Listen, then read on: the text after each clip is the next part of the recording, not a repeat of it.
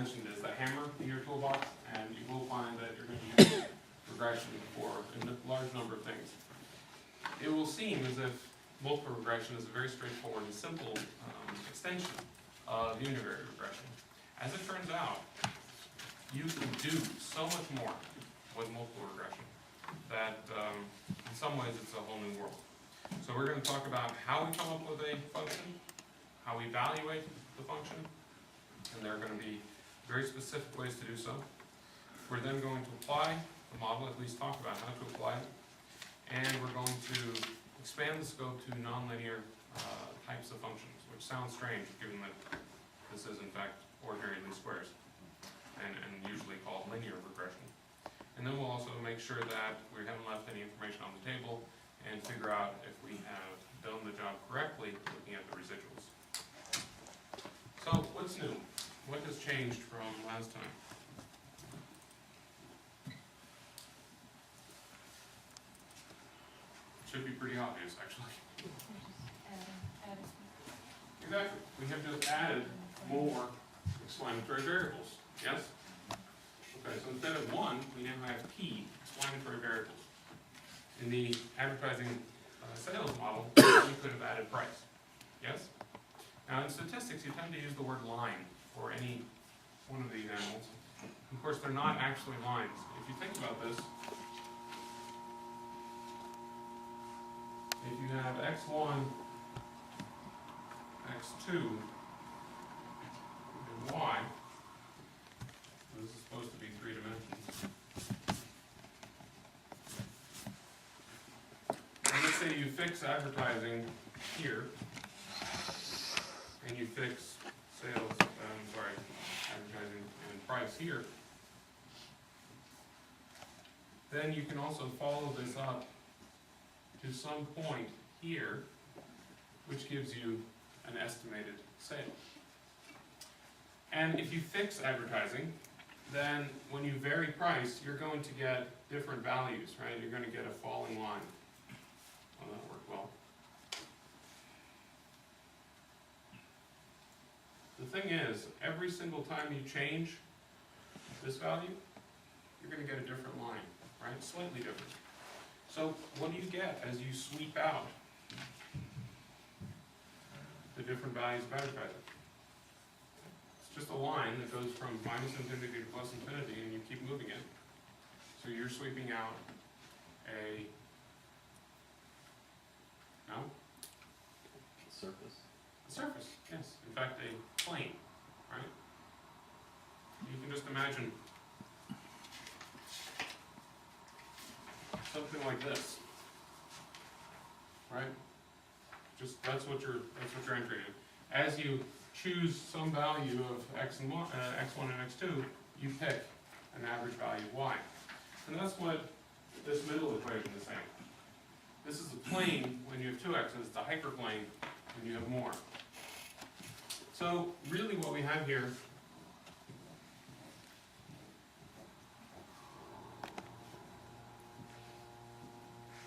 is a structure that is a little bit tricky to work with.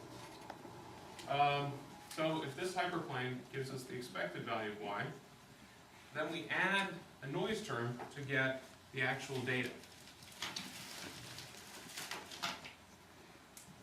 Let's say we add here, and our actual observation is there. So this is the noise term, and that's the actual y, where this was the expected value of y. You can observe the data. You can't observe the plane, right? You can't observe the line. This thing will be forever, you know, you have some known, something that you know about it, a little bit, roughly where it is, but you don't know exactly where this is. The estimated line, you know exactly where it is. So just as before, you're going to get, and I can't draw this in 2 dimensions, in 3 dimensions. Let's just say we fix, oh, that worked well.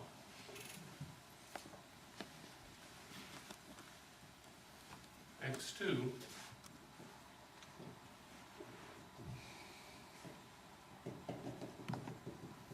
and you get something like that, right? So all of these now are projected into the plane. Then you get a y hat equation, and you can again find errors. And again, you want to minimize the sum squared errors. The problem now is you're minimizing, well, imagine that this is hovering inside a cloud of data. If you move this, any way you move it, you're going to be changing the errors, right? The distance between the data and the plane on each side. So what you need to do is figure out, well, where can we put this plane that gives us the smallest sum of squared errors? The same idea as last time. And that's our criterion. We minimize the sum of squared errors, and you'll notice that's exactly the same. Because we're interested in how closely we get to y. We only have a single dependent variable. And when we interpret these coefficients, they're essentially slopes. Holding everything else constant, how much does our estimate of y change when we increase one of our x's by 1 unit?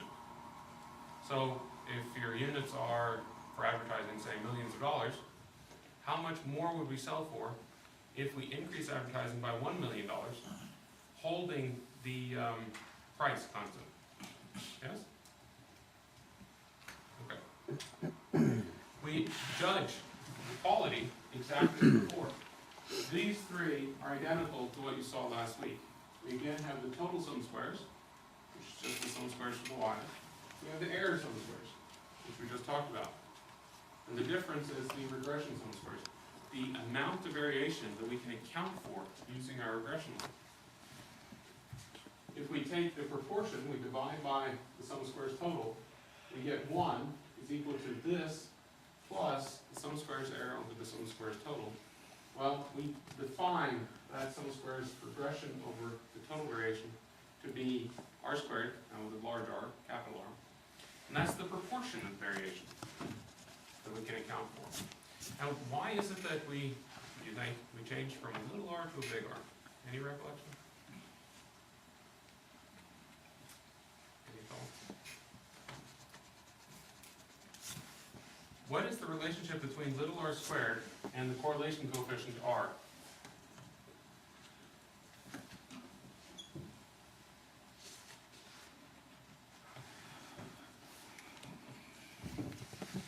No?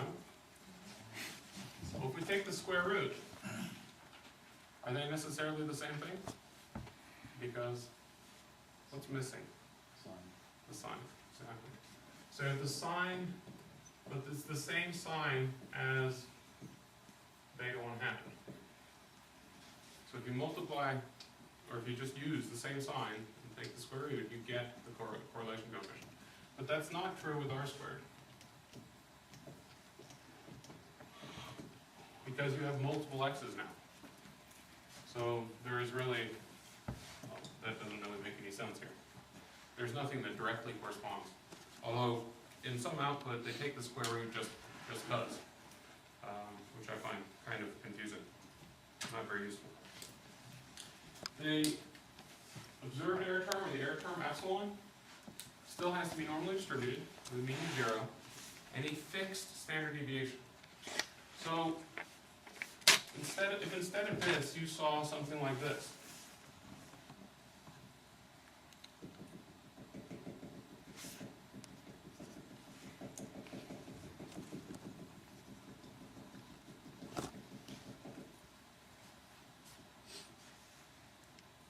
that is a violation of the assumption that epsilon is normally distributed with a mean of 0 and a fixed standard deviation because of this piece. Why? You can't see my lovely trumpet? No? If this were true, that sigma is constant across the board, what would have to be true about your cloud of data?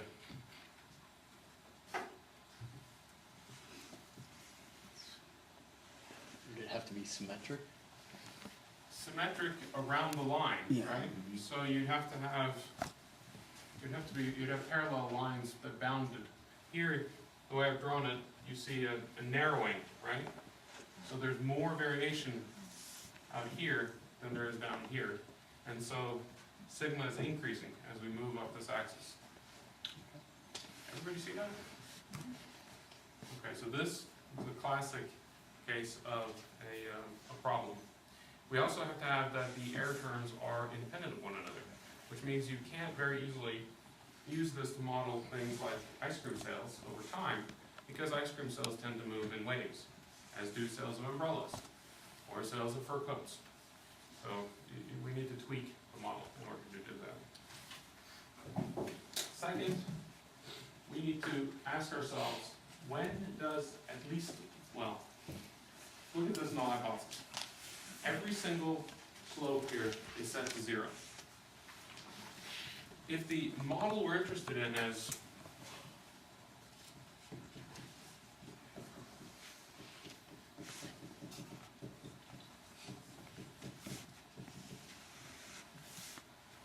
and that null hypothesis is true, then what does that mean? So y is actually equal to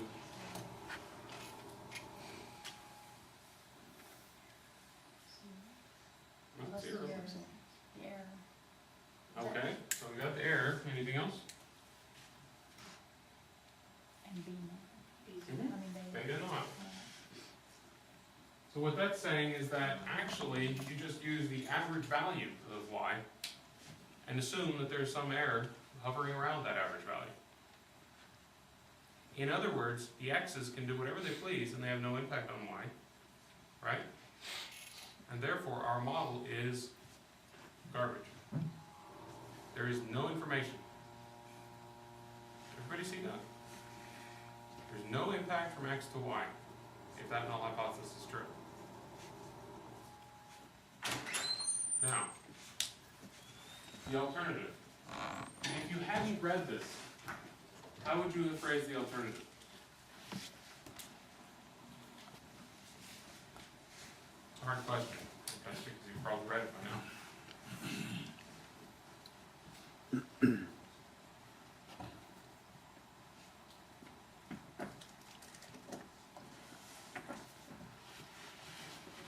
Try to go through the mental exercise. You read that null hypothesis and come up with the alternative without looking at the answer. I would assume that all the betas would not equal 0, not 1 or more. That's the normal assumption, yes. But that would be incorrect, because all you need is a single explanatory variable to matter. So the correct phrase is at least 1 or 1 or more. But at least one of the slope parameters is different from 0. So you can throw in lots of things that are valueless. But as long as you have one that means something, you're going to reject this null. So really what you're saying here is that if you reject the null, you conclude that your model is worth more than nothing. And the next question should be,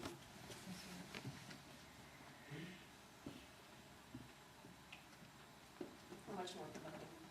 yes. And what is it we should look at? So you got me.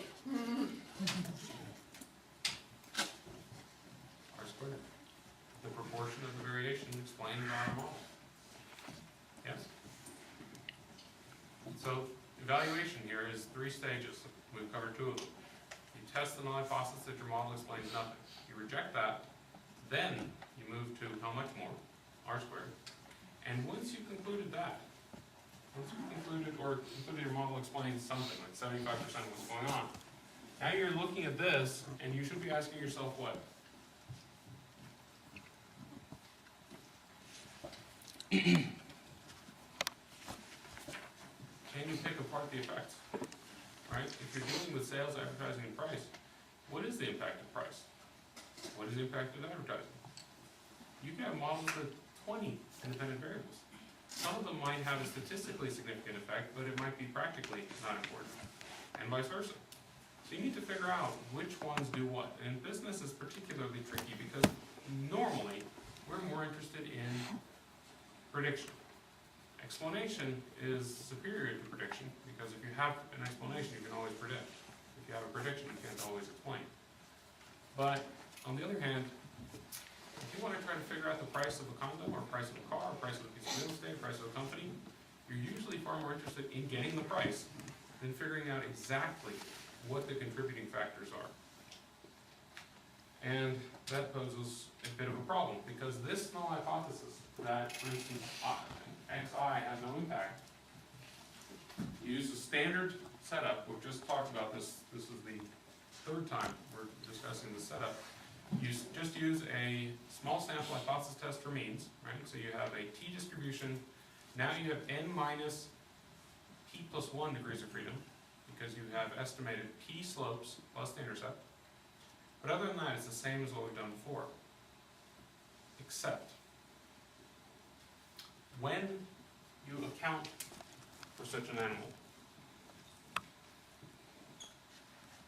this is the total variation that you can explain.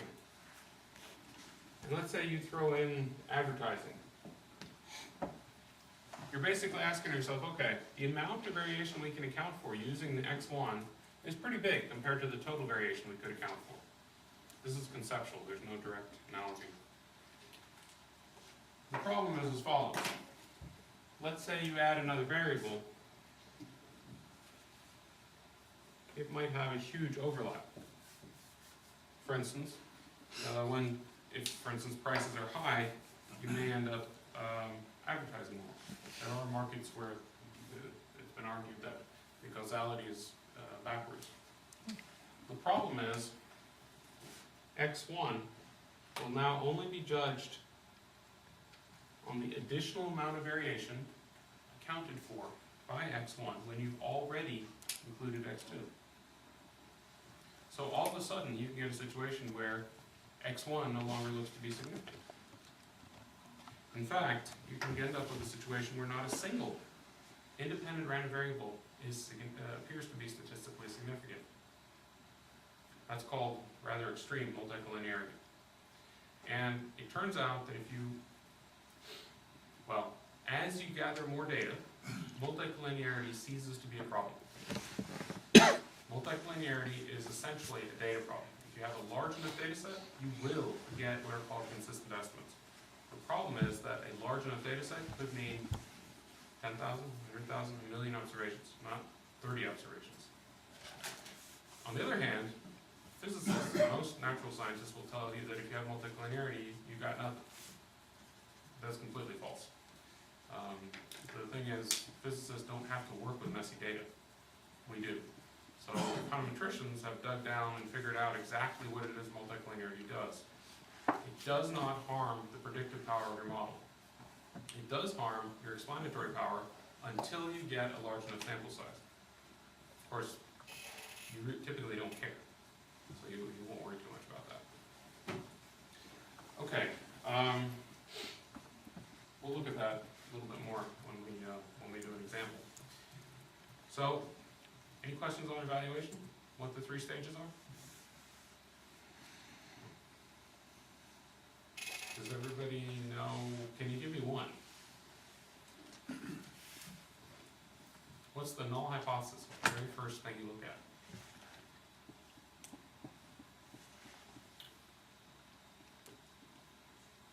Checking if any of your betas are equal to 0. Any of them? Or One or more. One or more? That would be the alternative. The null hypothesis would be all of them. all of them are equal to 0 simultaneously, right? If they are, you've got squat. Okay, so again, 3 stages. First test that null hypothesis. You look at the F-test, and we'll look at that shortly. If you reject that null hypothesis, then you look at R squared, right? Because now you've concluded your model explains more than nothing, and you're asking how much more.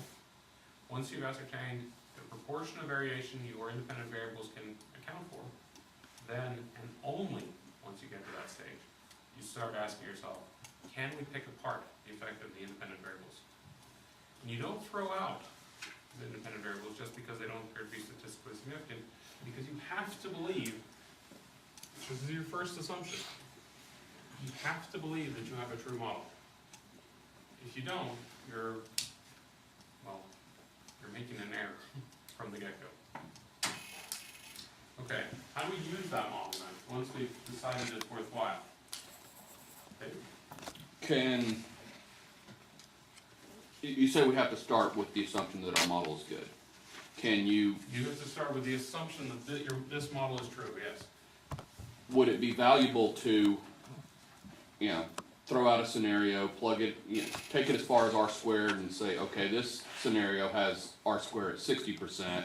Let's go back, look at it in a different scenario and see if we can get R squared to 80%. And Sure, but that's an exploratory situation where you're trying to figure out what the true model is. And then if you really want to apply it, you should, at least to be strict, go out and get new data. Otherwise, you can run into the situation that you could walk through this parking lot by chance. Every single car could be red. You could come up with the hypothesis, well, I think all cars are red. And then you walk around and you look and you say, oh my goodness, I'm right. And you assume that that's true for everyone, and for all cases. What you can do, however, is you can realize all cars are red, hypothesize all cars are red, but then you have to get new data. So, by analogy, sure, you can sit through, you can find the best possible regression model. But, once you're done, you then need to go get new data, test your regression model, and figure out whether or not it still works. One simple way to do that is if you have a large enough sample size, just make sure that you keep a holdout. Right? Say you have 1,000 observations, fit your model using 900, and then see how the model does for the remaining 100. Okay, using the model is essentially just a question of plugging in numbers. And we'll look at an example of that. But essentially, all you're doing is you're saying, okay, if you advertise for $5 million, you set the price of a case of Pepsi, or, sorry, Coca-Cola, at $5. What are the estimated sales, let's say, in Mexico? Well, you can certainly come up with an estimate, right?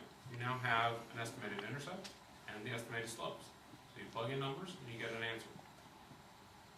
That's basically all you're required to do. But you can do more. You can come up with confidence intervals for the average effect as well as a prediction interval. We're only going to discuss these, but you might be given the numbers themselves. If you come up with, let's say you're running, instead of Coca-Cola, you're running McDonald's. Okay? You can ask yourself, what is the average sale at a McDonald's restaurant if you advertise in that market for, say, $10,000 in a given month?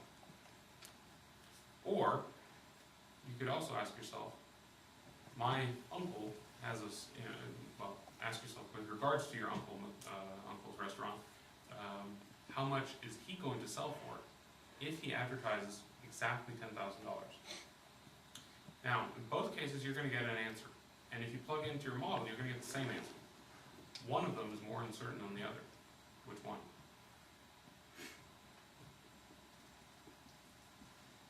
Predicting average sale across all McDonald's stores when you advertise for $10,000 versus your uncle's McDonald's.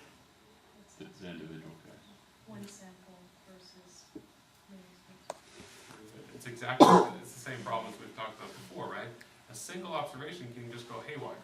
So you end up with very, very wide intervals. These are called prediction intervals. Quite often, if you have something like, let's say you expect to sell for $150,000, it's not unheard of having prediction intervals of, say, from $75,000 to $225,000. At which point, the intervals themselves become kind of pointless.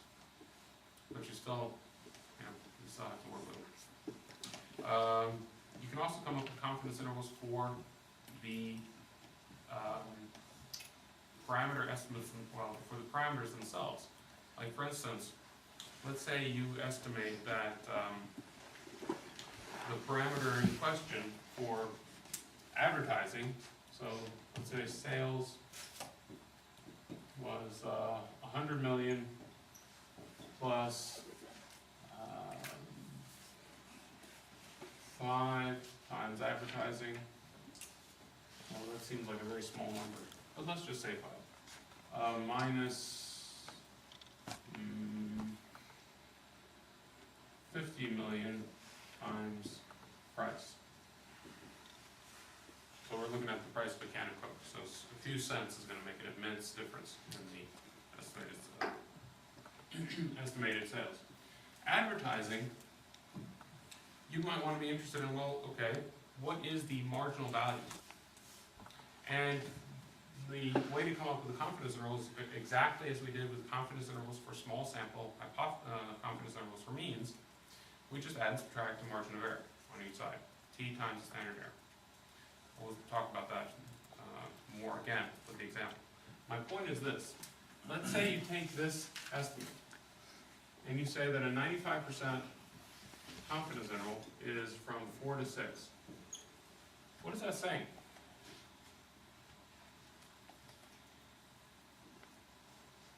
How would you interpret it?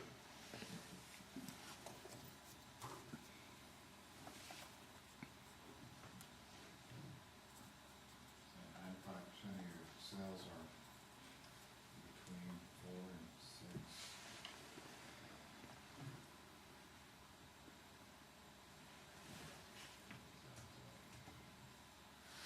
You Would don't want 95% of your sales, because what this is saying is that, okay, your sales, your predicted sales next month are gonna be 100 million, plus 5 times however much you spend in advertising. So if you spend $1 million, you would expect to boost your sales to, 105 million, minus 50 million times whatever price. So if your price is, say, 50 cents, then you would lose 25 million in sales, right? So in that case, your total sales will be estimated at $80 million. Now my question is, here, if you increase advertising by $1 million, you're saying sales, estimated sales would increase by 5 million, right? Okay, so the confidence interval for this slope is from 4 to 6. What therefore this is saying is that we are 95% confident that the marginal impact of increasing advertising by 1 unit is between $4 and $6, right? So the marginal effect of increasing advertising by $1 is to increase sales by between $4 and $6, on average. And the probability that is true is, again, 0 or 1. Can't say anything about the proportion in the population, because that's not what confidence interval does for you. So you're basically just saying, okay, if beta 1 corresponds to this estimate, we are 95% confident that that parameter is between $4 and $6. That's what we're saying.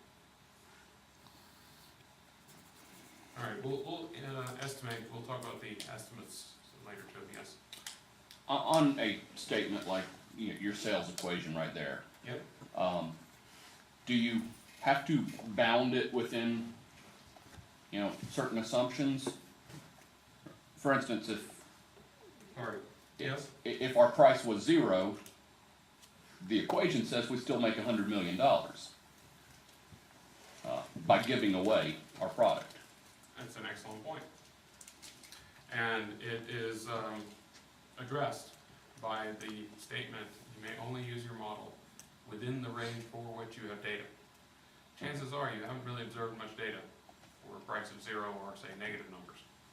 It's kind of like the effect of, here's one example, the effect of mileage on a car. For between, say, let's say you're looking at used cars on KBB or Edmunds. You might have to go up to at least a few thousand miles before you see any data. And then go up to about 60,000 miles and you've got the bulk of your observations.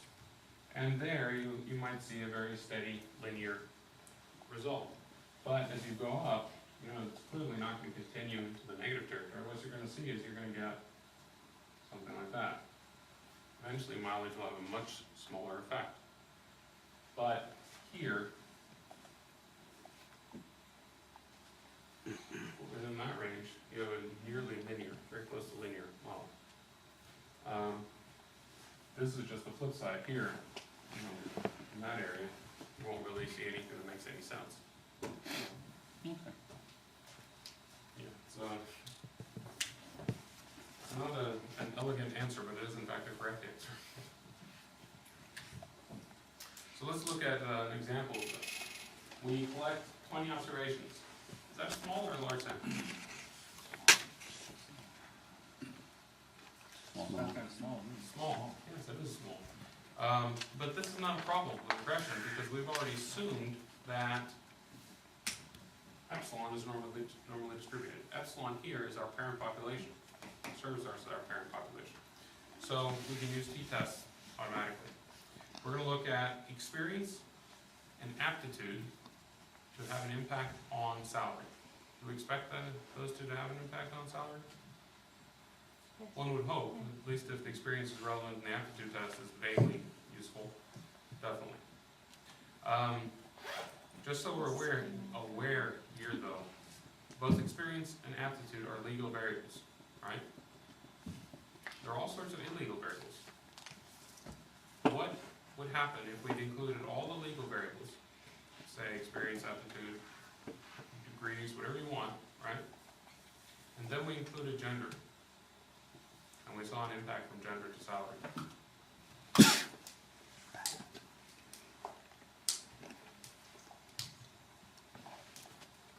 Good, bad, indifferent? Is this a problem? Not a problem? Your guy. Oh, it's more than data in that case. If you've Could be included- evidence in a lawsuit. Exactly, that's exactly right. It's prima facie evidence of discrimination. You would not necessarily you'd not necessarily win your case, but it would probably be enough to get you into a courtroom. And these days, getting into a courtroom is typically enough to settle. In fact, this is the way you test for discrimination, both gender, race, age, whatever you want to discuss. And in the late 90s, this tool was discovered. In about 2000 or 01, the federal government formalized the rules of evidence, based on a case called the Daubert, or Daubert was the case that sort of brought about rules of evidence, employing statistics.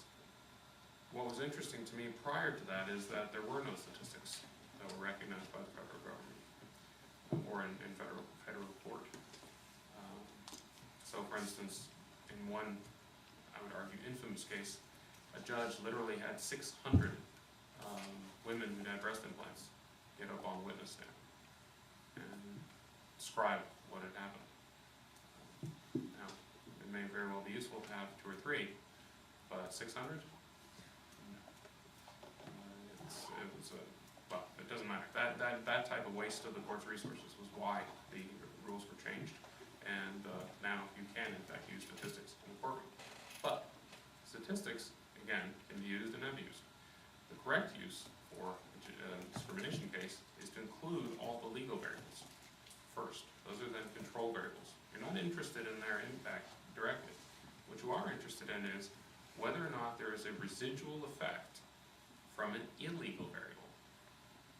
And if that's the case, then you have an issue. Everybody understand the structure? Does anybody understand the structure?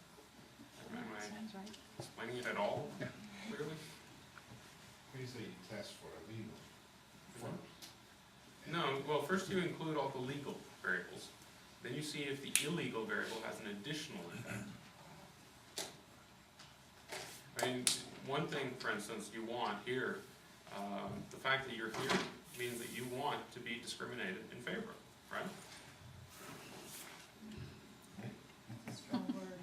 You do. You are in a program.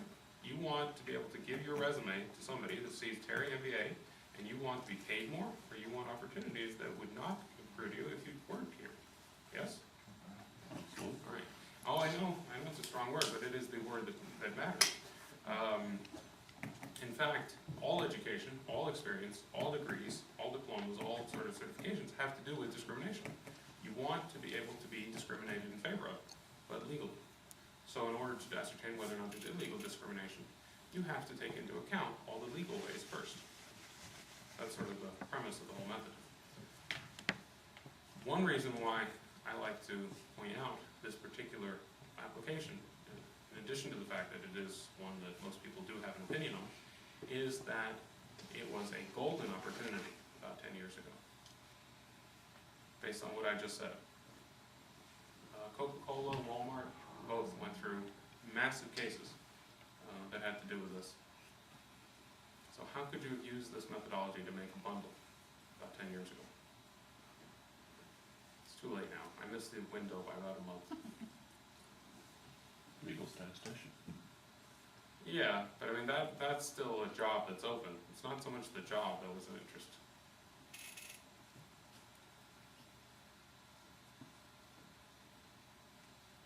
You have to be a first mover in this case. This type of tool is easily programmed, right? You create this very quickly. And you can include all the legal and all the illegal variables, and you can just have a standard setup for employee data. Yes? And just plug that in. And that is apparently what Walmart and Coca-Cola and pretty much everybody else does now. They run, they talk to you. If I start sneezing, it might never end. I once had literally a half-hour pool meeting and I didn't stop sneezing. Get really tedious for you. Okay. They give you a survey, you answer questions, and out comes an answer. The key question here is, once they've rerun their model, they want to see whether or not the illegal variables pop out as having additional explanatory power. If they do, they have a very good reason not to hire you. Right? And that is something that, that is in, selling that kind of software, maintaining that kind of software was, I'm almost certain, the reason I'm almost certain is a friend of mine worked for one of the very large law firms that represented some of these people. And so that was definitely in the books. And it makes sense. It's a statistical entrepreneurial opportunity that just went away. So they will actually deny employment to someone because it would skew their numbers. Well, it's like anything else, you wanna make sure that you're somewhere in the middle of the road, right? If you're way out in one tail, then that you might have an added reason, or a much stronger reason to try to avoid that. You look at every ad, right? They state explicitly that this is what they're looking for, and that they will be doing this. It's just that they don't explain how. This is the how. Well, part of the how. There's some jobs that they're really, there are so few of that.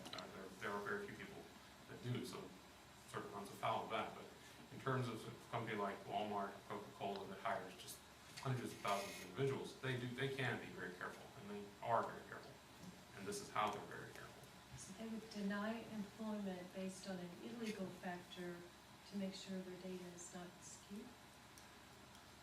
Well, I would argue it's sort of the other way around. They would probably make sure that their hiring is nowhere near that red line, and they would probably just try to balance their employment to reflect the demographics of the communities they operate in. It's not just the employers. Yes. So how would your answers to questions affect that? Your race, Oh, okay, never mind, got it. your age. Right. One of the few things I've actually worked on that had any impact, as far as I can tell, was in Whitfield County. Have I told you this story? No. Okay.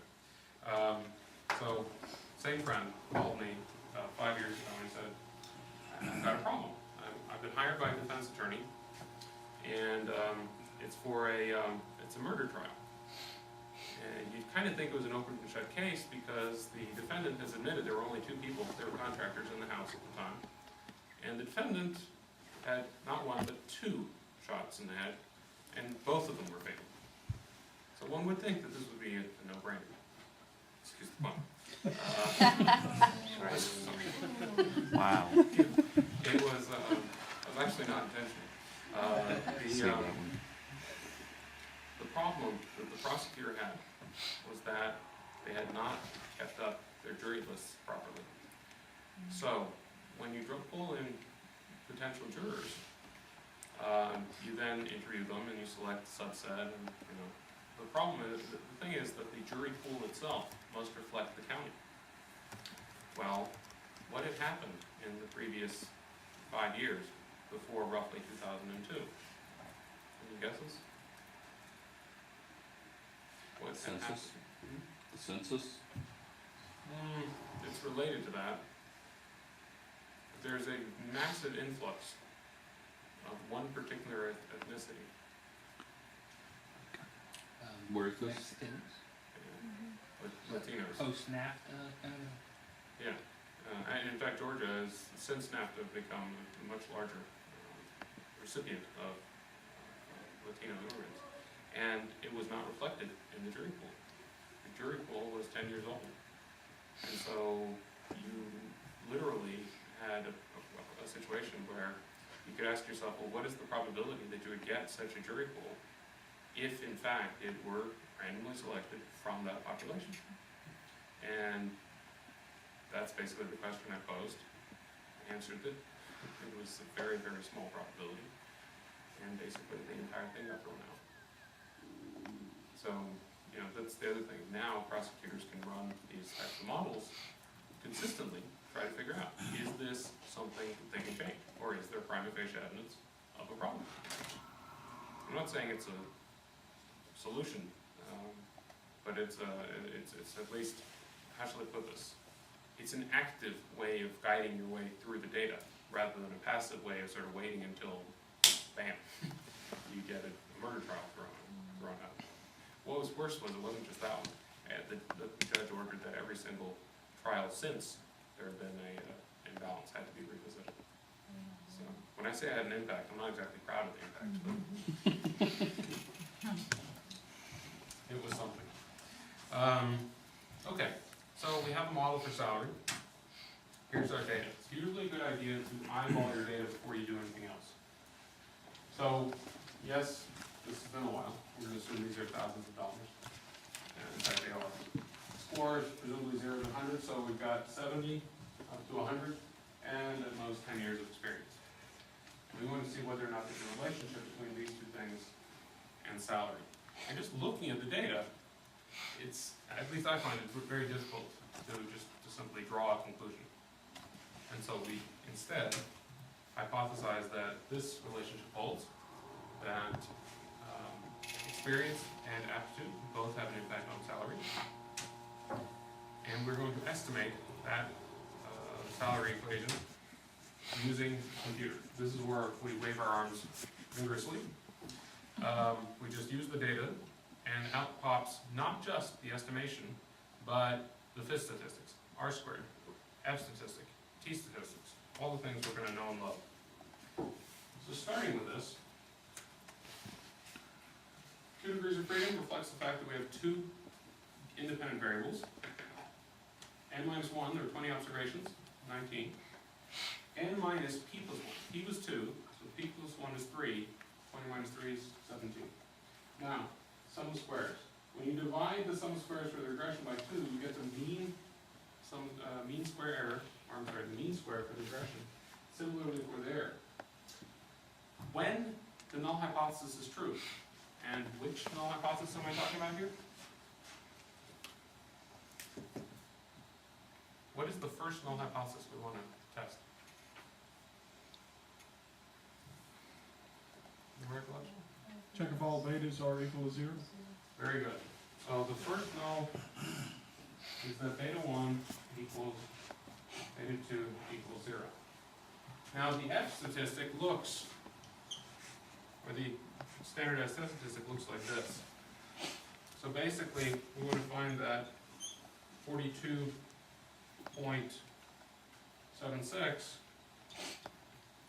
and the probability of getting such a large number is essentially 0. Now, how does that work in our hypothesis testing framework? Well, under the null hypothesis, these two are independent estimates of the same thing. If you divide 2 estimates of the same thing by one another, you would expect to get roughly 1. Very good. 42 is not terribly close to 1. And in fact, the probability of seeing such a large number is approximately 0, at least 2 to 3 decimals, which is therefore less than any reasonable alpha, and we reject the null hypothesis, that the slopes are 0, and conclude therefore that at least one of the variables, experience or score on the aptitude test, has an impact on salary. Any questions on that? Can you explain F one more time? What F, Sure. the significance of that? So F is equal to the mean square regression divided by the mean square error. So 250 divided by 6 is 43, roughly. And basically, the way it works is, under the null hypothesis, both of these estimate the same thing, so you'd expect a number roughly around 1. And if the null hypothesis is false, then you'd expect typically an answer that's skewed. But really, the only thing that's interesting here is if the null is true, then this number is just bizarre. And I'm not gonna require that you learn how to read the F table. You're welcome to do so if you want. What I need you to understand is you can just look at the p-value, right? Any time you see a p-value, you just compare to alpha. P-value is less than alpha, you reject the null. The problem with that is I'm trusting you to know which null hypothesis to reject. So if you have trouble with that, then you need to sort of step back and do the traditional approach. Minitab is unusual in that it actually spits out the ordinary least squares line, the fitted line, the regression line. What else? We call the OLS line, estimated line. And if I start repeating myself, then that would be bad. But anyway, there are lots of things this is called. The key thing is that this is what is driven by the data and the very best fit that the data can give you for a linear structure. Normally, you would be given this. Can you look at the coefficients? Would you be able to look at the coefficients and rewrite that? Because I can promise you that I will at least try to put that on the line. Yes? So if we were to apply that, let's say we took someone with 10 years of experience and 100% on score. First of all, is that legit? 10 years of experience and 100? Yeah. It's the high end. It is the high end, but we did have 10 years and we had 100 on the score, so it's legit. If we plug that in, what should I write? Y hat equal to 3.17 plus 1.4 times 10 plus 0.251 times 100. I know it sounds very straightforward, but it's such low-hanging fruit and often missed. So that's why we need to make sure. So if you plug that in, you get something like let's see, 3.17 plus 14 plus 25.1, 43. 28, 42, 42.27. So that's our estimated sales. I'm sorry, estimated salary for someone with 10 years of experience and a score line. Any questions on that? Okay, now returning to the evaluation. We strictly speaking should have done this before. We explained 83.4% of variation in Y in salary using those two things. Now what that tells you is you're not leaving out a whole bunch of other things. There's a lot of noise, or there could be a bit of noise, but there's not really room for that many other variables, right? I've actually had someone ask me to try to improve on a model that explained 98.9%. And after looking at the data, or realizing that it's explained that much, I basically returned and I said, no, I'm not wasting the time on this. It's just not gonna work, and it's not worth it. Typically, if you're trying to explain such a small amount, it's really not going to pay back your effort. The last thing you want to look at in terms of evaluation is the individual slopes. So you look at this row. question is 1.4 sufficiently different from 0 that we think this matters? So you need a standardized, a standard deviation. And 1.4 is 7.07 standard deviations away from 0. The probability of seeing such an estimate from the data, if the null hypothesis is true, is virtually 0. And what is the null hypothesis? That, That it's, what is it? that experience is not indicative of, or does not affect salary.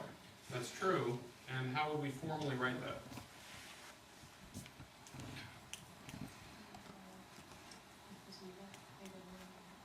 Exactly, beta 1. What in the world is wrong with this thing? It writes only one angle. Okay, so test this one. We rejected this null, right? Because the p-value is essentially 0. And for this, the other null, that's beta 2 equals 0. Can we reject that null? Yeah. Yes. This is less than 0.05, right? This is where we get all the payback from the hard work with p-values earlier. All we have to do is compare p-values. P-values less than alpha. We reject the null. And we conclude that both of them independently have an impact on salary. Questions? This would be my fiddling with the marker time. Alpha being 0.05 because we're assuming 95%. Now, there is a problem there if you have lots and lots of independent variables. Let's say you have 20 independent variables and there's nothing there. You would still expect to reject the null once, just by chance. So there are lots of different approaches, the most common being Bonferroni's rule, where you adjust alpha, take that into account. We're not going to bother. That's something you can get into if you use it or if you need to in the future. Did you say we reject both nulls and conclude that each independently has an effect on? Okay. Yes, exactly.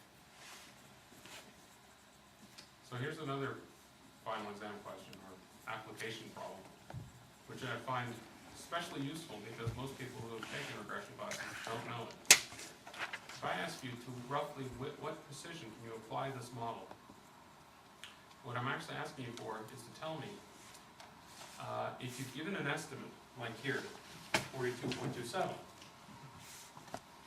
can you come up with some bound so that you're going to capture 95% of salaried employees with 10 years of experience and 100 on the score?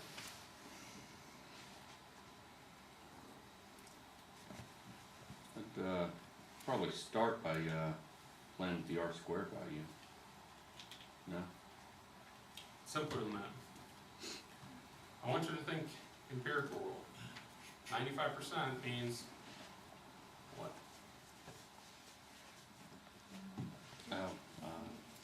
Two standard deviations. Exactly. Here's your standard deviation.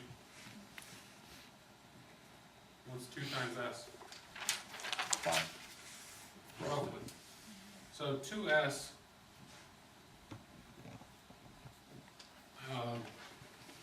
4,838.